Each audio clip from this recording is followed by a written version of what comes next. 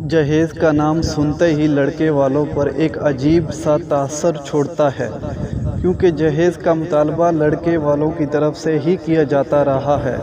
لڑکی کے ماں باپ اپنی بچی کو پال پوس کر جوان کرتے ہیں، پڑھاتے لکھاتے ہیں، اچھی تربیت کرتے ہیں اور دعا کرتے ہیں کہ اللہ اس کے نصیب کو اچھا کرے، اس کو سسرال اچھا ملے۔ ایسے میں لڑکے والے جہیز کا مطالبہ کر کے ان کے ارمانوں کا خون کرنے لگتے ہیں، جو کہ سراسر لڑکی والوں کے ساتھ ناانصافی ہوتی ہے۔ موجودہ دور کا اگر جائزہ لیا جائے تو عجیب ہی صورتحال نظر آئے گی۔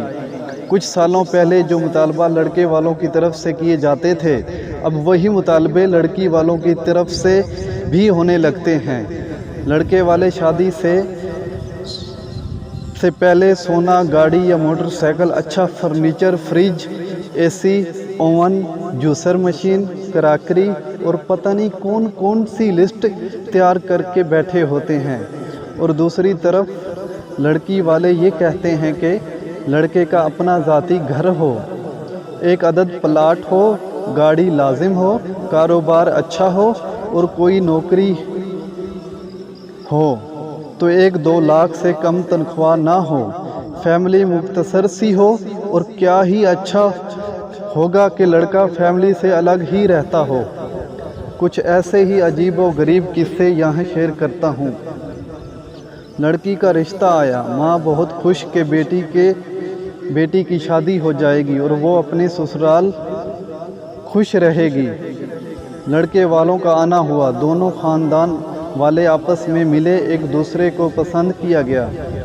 لڑکے کو لڑکی پسند اور لڑکی کو لڑکا پسند۔ بات منگنی تک پہنچ گئی کہ اچانک لڑکے کی طرف سے ایک ڈیمانڈ آئی کہ مجھے جہیز میں کون سی گاڑی دی جائے گی، کیونکہ ہم نے بھی اپنی بہن کو جہیز میں گاڑی دی تھی، لہٰذا مجھے بھی گاڑی چاہیے، اور یوں یہ رشتہ طے ہونے سے پہلے ہی ختم ہو گیا۔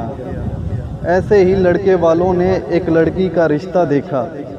لڑکی والوں نے لڑکے کو پسند تو کر لیا، لیکن ساتھ میں بہت سی ڈیمانڈز بھی سامنے رکھ دی کہ لڑکا ہونے والی بیوی کے نام کچھ بینک بیلنس یا کوئی پلاٹ لگائے۔